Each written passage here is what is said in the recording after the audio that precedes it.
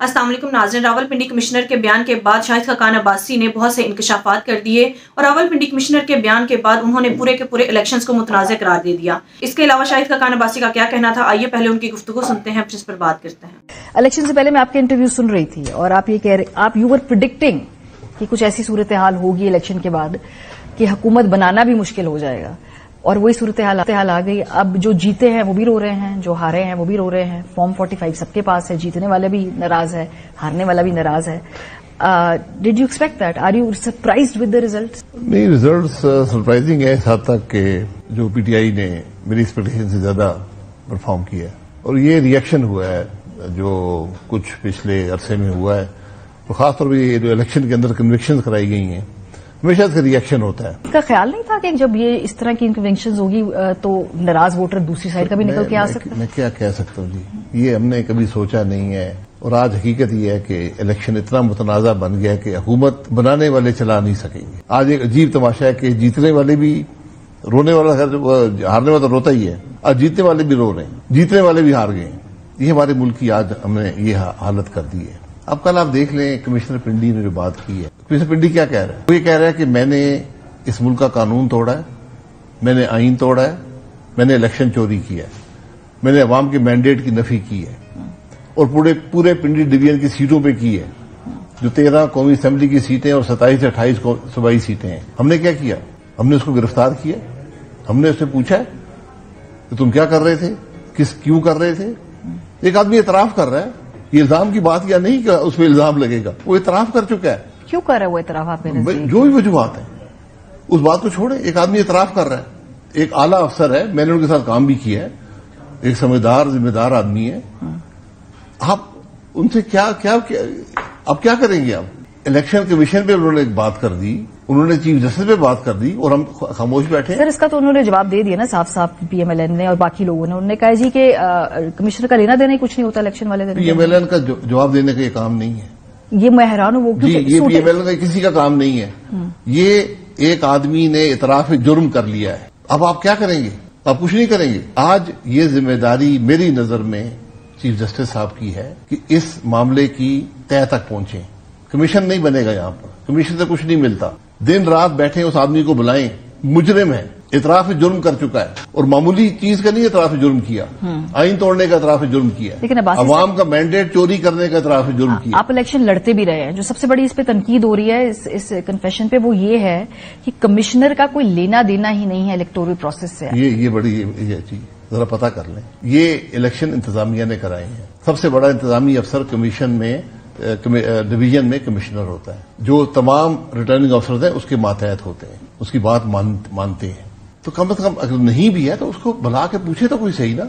इतनी बड़ी बात कर दी है आपने, 13 सीटों की बात कर दी है, 13 कौमी असेंबली की सीटें, 27-28 सूबाई असेंबली की सीटें, सारा बैलेंस डिस्टर्ब हो जाता है। गवर्नमेंट नहीं बना सकेगा। और ये पूरा शक और शुबा इलेक्शन पे पड़ गया है, हम कुछ नहीं करेंगे। ये सबसे अजीब बात ये है कि आज मुल्क का चीफ जस्टिस भी खामोश बैठा है। उनका काम था बुला के उसको कल रात को खड़ा करते, पूछते कि भाई तुमने क्यों चोरी की है, तुमने क्या किया है। इतराफ जुर्म अदालत के सामने करे ना। कमिश्नर को हक नहीं है कि वो जाकर टीवी पे बयान दे, उन्होंने दे दिया बयान, अब अदालत बुलाए, पूछे क्या किया आपने। आपने कहा कि आप सरप्राइज हुए हैं कि जिस तरीके से तहरीक इंसाफ का वोटर बाहर निकला है। ये इमरान खान की मोहब्बत में ज्यादा निकला है या पीडीएम की जो हुकूमत का तजर्बा था उसकी बेजारी में ज्यादा निकला? देखिए, ये सब बातें थी, ये सब बातें थी जो लोगों के शकूक शुबात हैं वोट ऑफ नो कॉन्फिडेंस के बारे में। उसके बाद जो 16 महीने की परफॉर्मेंस रही है वो तकलीफ अवाम कभी नहीं भूले। उसके बाद जो हुआ है इलेक्शन के प्रोसेस से पहले, उसको लोग नहीं भूलते।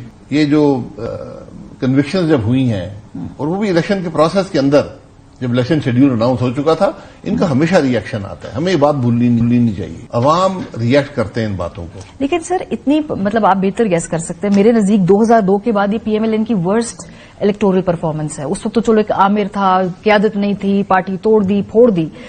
उसके बाद बहुत इलेक्शंस आए, नामसाइद हालात में भी पीएमएलएन की इलेक्टोरल परफॉर्मेंस ये सबसे लोएस्ट है। क्या ये आप इस असेसमेंट से एग्री करेंगे? जी बिल्कुल। देखिए, इस वक्त तो ये थी कि मुस्लिम लीग नून अक्सरियत हासिल करेगी, और वो क्लेम भी था, और वो हुकूमत बनाएंगे। आज बहुत सी उंगलियां उठ गई। मैं माजरत से कहता हूं, इस पूरे इलेक्शन के निजाम पर उंगली उठ गई। اب میں یقین کریں، میں تو آج دوسرا دن ہے پاکستان میں، کراچی میں بھی تھا، آج میں مری میں تھا.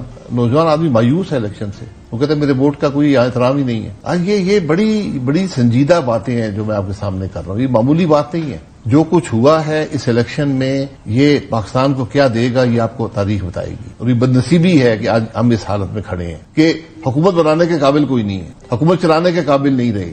آپ جو ان کرسیوں پر بیٹھیں گے وہ چوری کی کرسی پر بیٹھیں گے، اور ناپائیدار کرسی ہے. جی، کرسی ہمیشہ ناپائیدار ہوتی ہے. لیکن اگر آپ جیت کر آئے ہوں، عوام کے مینڈیٹ سے آئے ہوں، عوام کے مینڈیٹ سے حکومتیں بنائیں گے، پھر آپ کا معاملہ آگے چلے گا. لیکن نواز شریف صاحب نے سب کچھ دیکھا ہے، اتار چڑھاؤ بھی دیکھے ہیں. جب انہوں نے وہ تقریر کی جس میں انہوں نے آ کے حکومت بنانے کے بارے میں اوروں کو دعوت دی، کیوں کیا ہوگا؟ یہ ساری باتیں تو انہیں بھی معلوم. لیکن میں اس پہ قیاس آرائی نہیں کر سکتا. مسلم لیگ نون کو حقائق، اگر کوئی حقیقت جانتا ہے تو میاں نواز شریف حقیقت جانتے ہیں، اور انہوں نے خود دیکھ لیا ہوگا الیکشن میں کیا ماحول ہے اور ریزلٹس کیا آئے ہیں، سب سے وہ آگاہ ہیں. بہرحال کہیں نہ کہیں آپ کو لگتا ہے پارٹی کے اندر بھی نواز شریف صاحب کے ساتھ کوئی دھوکہ یا بے وفائی ہوئی ہے؟ بیکاز یہ بھی ایک سینٹیمنٹ ہے پارٹی کے اندر کے شاید ان کے ساتھ بھی ہینڈ ہو گیا. نہیں، دیکھیں ہینڈ کی بات نہیں ہے. پارٹی کے روح رواں وہی ہیں. اس دفعہ جو پارٹی کے اندر ہوا ہے، یہ فیصلے انہوں نے کیے ہوں گے. فیصلے تو غور نہیں کرتا پارٹی میں، لیکن ان کے نتائج اچھے نہیں ہیں. اس کے اثرات بہت منفی ہیں مسلم لیگ نون کی سیاست پر بھی اور میاں نواز شریف صاحب کی ذات پر بھی. مجھے اس بات کا بڑا دکھ ہے کہ اس 40 سال کی سیاست کے بعد ایسے حالات ان کو سامنا کرنا پڑا. I agree. بہت لیگیسی کیا ہے پھر ان کی؟ دیکھیے، لیگیسی سیاستدان کی کیا لیگیسی ہوتی ہے آپ اپنے ملک میں دیکھ لیں. اور لیگیسی تو ڈیوڈ کیمرون نے جب وہ استعفیٰ دیا بریکسٹ کے ووٹ کے بعد، انہوں نے کہا کہ ہر سیاسی کیریئر جو ہے اس کی جو اختتام ہے وہ ناکامی پر ہی ہوتا ہے. اور یہ ایک حقیقت ہے سیاست کی.